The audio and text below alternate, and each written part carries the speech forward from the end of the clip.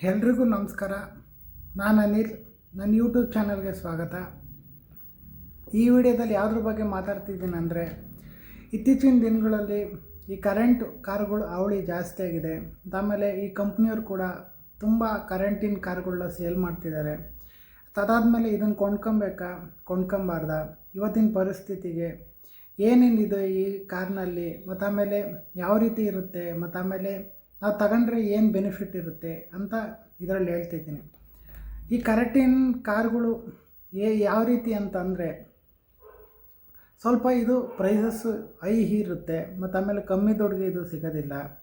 ಮತ್ತು ಅದಾದಮೇಲೆ ಈ ನಾವು ಕಮ್ಮಿ ಬಜೆಟ್ನಲ್ಲಿ ನಮಗೆ ಎಷ್ಟು ರೇಂಜ್ ಸಿಗುತ್ತಂದರೆ ಒಂದು 220 ಆ ಥರ ರೇಂಜ್ ಸಿಗುತ್ತೆ. ಅದೇ ನಾವು ಸ್ವಲ್ಪ ಜಾಸ್ತಿ ಮಧ್ಯಮದಲ್ಲಿ ಹೂಡಿಕೆ ಮಾಡ್ತೀನಿ ಅಂತಂದರೆ ಒಂದು 300-350 ರೇಂಜ್ ಸಿಗುತ್ತೆ. ಮತ್ತು ಆಮೇಲೆ ನೆಕ್ಸ್ಟು ನಾವೊಂದು 30 ಲಕ್ಷ ಇನ್ವೆಸ್ಟ್ಮೆಂಟ್ ಮಾಡ್ತೀನಿ ಅಂತಂದರೆ ನಮಗೊಂದು 500-550 ರೇಂಜ್ ಸಿಗುತ್ತೆ. ಅಂದರೆ ಕಂಪ್ನಿಯವ್ರು ಕೊಡೋ ರೇಂಜು ಅಷ್ಟಿರುತ್ತೆ. ಆದರೆ ನಮಗೊಂದು ಸುಮಾರಾಗಿ ಒಂದು 520-530, ಇವಾಗ 570 ಅಂತ ಹೇಳಿರ್ತಾರಲ್ಲ, ಅದರಲ್ಲಿ ನಮ್ಗೆ ಅಷ್ಟು ಸಿಗೋದಿಲ್ಲ. ಒಂದು 520 ಆ ಥರ ನಾವು ಹೆಂಗೆ ಓಡಿಸ್ತೀವಿ ಅದ್ರ ಮೇಲೆ ನಮಗೆ ರೇಂಜ್ ಸಿಗುತ್ತೆ. ಅದಾದಮೇಲೆ ಈ ಕರೆಂಟಿಂದು ಯಾವ ರೀತಿ ಅಂದರೆ, ಇದು ಪೆಟ್ರೋಲು ಡೀಸೆಲ್ ಥರ ಅಷ್ಟು ಸೌಂಡ್ ಬರೋದಿಲ್ಲ. ಮತ್ತು ಆಮೇಲೆ ಇದು ಯಾವಾಗಲೂ ಸ್ವಲ್ಪ ಸೈಲೆಂಟಾಗಿರುತ್ತೆ. ಮತ್ತು ಅದಾದಮೇಲೆ ಇದು ಸ್ಟಾರ್ಟ್ ಆಗಿದೆ ಅಂತಲೂ ಗೊತ್ತಾಗೋದಿಲ್ಲ. ಮತ್ತು ಅದಾದಮೇಲೆ ಇವಾಗ ಬರ್ತಿರೋ ಅಂಥ ಎಲೆಕ್ಟ್ರಿಕ್ ಕಾರುಗಳು ಬಂದುಬಿಟ್ಟು ತುಂಬ ಸ್ಪೀಡ್ ಇರುತ್ತೆ, ಪವರ್ ಇರುತ್ತೆ. ಮತ್ತು ಆಮೇಲೆ ನೋಡ್ತಿದ್ದಂಗೆ ಒಂದು 5-7 ಸೆಕೆಂಡ್ ಒಳಗಡೆ 100 ಕಿಲೋಮೀಟ್ರ್ ಮುಟ್ಟುವಂಥ ಸಾಮರ್ಥ್ಯಗಳು ಹೊಂದಿದೆ. ಮತ್ತು ಅದಾದಮೇಲೆ ಈ ಕರೆಂಟಿನ ಕಾರುಗಳು ಇನ್ನೊಂದು ಏನಾಗ್ಬಿಟ್ಟಿದೆ ಅಂತಂದರೆ, ತುಂಬ ಹುಷಾರಾಗಿ ಯೂಸ್ ಮಾಡಬೇಕು. ಮತ್ತು ಆಮೇಲೆ ಕೆಲವೊಂದು ಕಡೆ ಎಲ್ಲ ಅಪಾದನೆ ಬರ್ತಿದೆ, ಈ ಕಾರ್ ಸುಟ್ಟೋಗ್ಬಿಟ್ಟಿದೆ ಅದು ಇದು ಅಂತ. ಮತ್ತು ಅದಕ್ಕೆ ನಾವು ಏನು ಮಾಡಬೇಕಂದ್ರೆ, ಆದಷ್ಟು ಸ್ವಲ್ಪ ಕಾರ್ನ ನೀಟಾಗಿ ಇಟ್ಕೋಬೇಕು, ಮತ್ತು ನೀಟಾಗಿ ಮೇಂಟೈನ್ ಮಾಡ್ಕೋಬೇಕು. ಬ್ಯಾಟ್ರಿನೆಲ್ಲ ಎಲ್ತಾಗಿ ಇಟ್ಕೋಬೇಕು.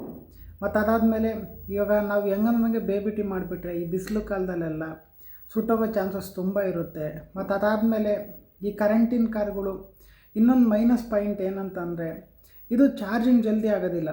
ಈ ಪೆಟ್ರೋಲು ಡೀಸೆಲ್ಲು ಹಂಗಲ್ಲ. ನಾವು ಹೋಗಿದ ತಕ್ಷಣ ಈ ಪೆಟ್ರೋಲ್ ಬಂಕಲ್ಲಿ ನಾವು ಹಾಕ್ಸ್ಕೊಂಡು ಬಂದುಬಿಡ್ಬೋದು, ಫುಲ್ ಟ್ಯಾಂಕ್ ಮಾಡಿಸ್ಬಿಡ್ಬೋದು. ಆದರೆ ಇದು ಹಂಗಲ್ಲ, ನಾವು ಕಾಯಬೇಕು, ಸಿಕ್ಕಾಪಟ್ಟೆ ಕಾಯಬೇಕು. ಕೆಲವೊಂದಂತೂ 12 ಅವರ್ ಚಾರ್ಜ್ ಮಾಡಬೇಕಾಗ್ತದೆ. ರಾತ್ರಿ ಹಾಕಿದ್ರೆ ಬೆಳಿಗ್ಗೆವರೆಗೂ ಚಾರ್ಜ್ ಆಗಿ ಅವಾಗ ಫುಲ್ಲಾಗಿರುತ್ತೆ. ಇದೊಂದು ಮೈನಸ್ ಪಾಯಿಂಟು. ಅಂದರೆ ಪೆಟ್ರೋಲು ಡೀಸೆಲ್ಲು ನಾವು 10 ನಿಮಿಷ 5 ನಿಮಿಷಕ್ಕೆಲ್ಲ ಫುಲ್ ಮಾಡಿಸ್ಕೊಂಡು ಹೋಗ್ಬಿಡ್ಬೋದು ದುಡ್ಡು ಕೊಟ್ಬಿಟ್ಟು. ಆದರೆ ಇದು ಹಂಗಾಗೋದಿಲ್ಲ. ನಾವು ಅದಾದಮೇಲೆ ಇನ್ನೊಂದು ಏನಂದರೆ, ಕರೆಂಟಿನಲ್ಲಿ ನಾವು ಯಾವಾಗಲೂ ರೇಂಜ್ ಚೆಕ್ ಮಾಡ್ತಿರ್ಬೇಕು, ಎಷ್ಟು ಚಾರ್ಜ್ ಇದೆ, ಆಮೇಲೆ ಎಷ್ಟು ಚಾರ್ಜಿಗೆ ಎಷ್ಟು ರೇಂಜ್ ಕೊಡ್ತೈತೆ ಅಂತ ನಾವು ಎಲ್ಲ ಚೆಕ್ ಮಾಡ್ಕೋಬೇಕು. ಮತ್ತು ಆಮೇಲೆ ಹುಷಾರಾಗಿರ್ಬೇಕು, ಪ್ರಿಕಾಷನ್ಸ್ ತಗೋಬೇಕು. ಅದನ್ನು ಬಿಟ್ಬಿಟ್ಟು ನಾವೇನು ಇದ್ರ ಬಗ್ಗೆ ನಾವು ಜಾಸ್ತಿ ತಲೆ ಕೆಡಿಸ್ಕೊಂಡಿಲ್ಲ ಅಂತಂದರೆ, ಕೆಲವೊಂದು ಸಾರಿ ಎಮರ್ಜೆನ್ಸಿ ಸಿಚುವೇಶನ್ ಬಂದಿರುತ್ತೆ. ಅದರಲ್ಲಿ ನಾವು ಇದನ್ನು ನಂಬ್ಕೊಳ್ಳೋಕ್ಕಾಗೋದಿಲ್ಲ. ಮತ್ತು ಆಮೇಲೆ ಟ್ಯಾಕ್ಸಿ ಮಾಡ್ಕೊಂಡು ಹೋಗ್ಬೇಕಾಗುತ್ತೆ. ಅದಕ್ಕೆ ನಾವು ಮುಂಚೆನೇ ಚಾರ್ಜ್ ಮಾಡಿ ಇಟ್ಕೋಬೇಕಾಗುತ್ತೆ. ಅದಕ್ಕೆ ನನ್ನ ಪ್ರಕಾರ ನೋಡಿದ್ರೆ ಕರೆಂಟಿನ ಕಾರು ಸ್ವಲ್ಪ ಮುನ್ನೆಚ್ಚರಿಕೆ ತಗೊಂಡು ಇದು ಮಾಡ್ಕೊಂಡು ಹೋಗಬೇಕು. ಈ ಪೆಟ್ರೋಲು ಡೀಸೆಲ್ ಹಂಗಲ್ಲ, ನಾವು ಬೇಕಾದ್ರೆ ಹೋಗಿ ಪೆಟ್ರೋಲ್ ಬಂಕ್ಗೆ ಹಾಕ್ಸ್ಕೊಂಡು ಹಿಂಗೆ ಕಣ್ಣು ತೆರೆಯೋ ಅಷ್ಟೊತ್ತಿಗೆ ಹೋಗ್ಬಿಡ್ಬೋದು. ಇದೊಂದು ಮೈನಸ್ ಪಾಯಿಂಟು. ಆದರೆ ಇವಾಗ ಏನಾಗಿದೆ ಅಂತಂದರೆ, ಇವಾಗ ಬರ್ತಿರೋ ಕಂಪ್ನಿ ಕಾರುಗಳಲ್ಲಿ ನಾವು ಜಲ್ದಿ ಚಾರ್ಜ್ ಮಾಡೋಂತಹ ಇದು ಕೊಟ್ಟಿದ್ದಾರೆ. ಆಮೇಲೆ ಸ್ವಲ್ಪ ಇವಾಗ ಫಾಸ್ಟ್ ಚಾರ್ಜಿಂಗ್ ಎಲ್ಲ ಬಂದಿದ್ದಾವೆ. ಮತ್ತು ಆಮೇಲೆ ಇನ್ನೂ ಚಾರ್ಜಿಂಗ್ ಸ್ಟೇಷನ್ಸ್ ಎಲ್ಲ ಅಷ್ಟೊಂದು ಬಂದಿಲ್ಲ. ಕೆಲವೊಂದು ಕಡೆ ಇದ್ದಾವೆ, ಕೆಲವೊಂದು ಕಡೆ ಇಲ್ಲ. ಇನ್ನೂ ಕರೆಂಟಿಂದು ಎಲ್ಲ ಇಂಪ್ರೂವ್ಮೆಂಟ್ ಆಗಬೇಕಂದ್ರೆ ತುಂಬ ವರ್ಷಗಳು ಹೋಗ್ಬೇಕಾಗ್ತದೆ. ಆಮೇಲೆ ಇನ್ನೂ ವಿಗಳು ಇವಾಗ ತಾನೇ ಬರ್ತಿರೋದ್ರಿಂದ ಕರೆಂಟಿನವು ಇನ್ನೂ ಭಾಳ ವರ್ಷ ಹೋಗಬೇಕು. ಇದೆಲ್ಲ ಇಂಪ್ರೂವ್ಮೆಂಟ್ ಆಗಿ ಎಲ್ಲ ಕಡೆ ಚಾರ್ಜಿಂಗ್ ಸ್ಟೇಷನ್ಗಳು ಬಂದು, ಆಮೇಲೆ ಎಲ್ಲರ ಕೈಯಲ್ಲಿ ಕರೆಂಟಿನ ಬರಬೇಕಂದ್ರೆ ಇನ್ನೂ ಭಾಳ ವರ್ಷಗಳೇ ಹಿಡ್ಕೊಂಬಿಡ್ತದೆ. ಮತ್ತು ಅದಾದಮೇಲೆ ಇವಾಗ ಆಲ್ಮೋಸ್ಟ್ ಅಲ್ಲಿ ಎಲ್ಲ ಕಡೆಗೂ ಪೆಟ್ರೋಲು ಡೀಸೆಲೇ ಆಲ್ಮೋಸ್ಟ್ ಅಲ್ಲಿ ಇರೋದು. ಇವಾಗ ತಾನೇ ಈ ಕರೆಂಟಿನ ಕಾರ್ಗಳು ಸ್ವಲ್ಪ ಜನಗಳು ತಾಂಬ್ತಿದ್ದಾರೆ. ಮತ್ತು ಅದಾದಮೇಲೆ ಈ ಮಿಡಲ್ ಕ್ಲಾಸ್ ಜನಗಳು, ಬಡವ್ರುಗಳು ಈ ಕರೆಂಟಿನ ಕಾರುಗಳನ್ನ ತಾಂಬೋದಕ್ಕಾಗೋದಿಲ್ಲ. ಅವ್ರು ಏನಿದ್ರು ಪೆಟ್ರೋಲ್ ಡೀಸೆಲ್ ಮಾತ್ರ ತಾಂಬೋಕ್ಕಾಗ್ತದೆ. ಮತ್ತು ಅದಾದಮೇಲೆ ಈ ಕರೆಂಟಿನ ಕಾರು ಕಮ್ಮಿ ಬಜೆಟಲ್ಲಿ ಸಿಗೋದು ಇಲ್ಲ. ಮತ್ತು ಆಮೇಲೆ ಅದಕ್ಕೆ ಸ್ವಲ್ಪ ಬಜೆಟ್ ಜಾಸ್ತಿ ಆಗ್ತದೆ. ಮಿನಿಮಮ್ ಅಂದ್ರೂ 10 ಮೇಲೆ ಇರುತ್ತೆ. ಆದರೆ ಇದು ನಮಗೆ ಮೇಯ್ನಾಗಿ ಪೆಟ್ರೋಲು ಡೀಸೆಲ್ಗಳೇ ನಮಗೆ ಜಾಸ್ತಿ ಸಿಗ್ತದೆ. ಮತ್ತು ಆಮೇಲೆ ಅದರಲ್ಲೂ ಮ್ಯಾನ್ಯುಯಲ್ಲು ಕಮ್ಮಿ ದುಡ್ಡಿಗೆ ನಮಗೆ ಸಿಗುತ್ತೆ. ಮತ್ತು ಅದಾದಮೇಲೆ ಇವಾಗ ಯಾವುದೇ ಕಂಪ್ನಿನಲ್ಲಿ ತಗೊಬೇಕಂದ್ರೂ ತುಂಬ ಪ್ರೈಸ್ ಹೈ ಇರುತ್ತೆ. ಇಂಥ ಕಂಪ್ನಿ ಅಂಥ ಕಂಪ್ನಿ ಅಂತ ಅಲ್ಲ, ಯಾವುದೇ ಕಂಪ್ನಿ ತೊಗೊಂಡ್ರೂ ತುಂಬ ಹೈ ಇರುತ್ತೆ. ಮತ್ತು ಅದಾದಮೇಲೆ ನಾವು ಈ ಕಾರ್ಗಳ್ನ ತಗೋಬೇಕಾದ್ರೆ ಮುಂಚೆನೇ ಯೋಚನೆ ಮಾಡಿ ತಗೊಬೇಕಾಗುತ್ತೆ. ಎಲ್ಲ ನೋಡಿ ಯೋಚನೆ ಮಾಡಿ ಯಾವ ಕಂಪ್ನಿ ಬೇಕು, ಎಷ್ಟು ರೇಂಜ್ ಬೇಕು ಎಲ್ಲ ತಗೊಂಡ್ರೆ ನಮ್ಗೆ ಒಳ್ಳೇದಂತ ಅನಿಸ್ತದೆ.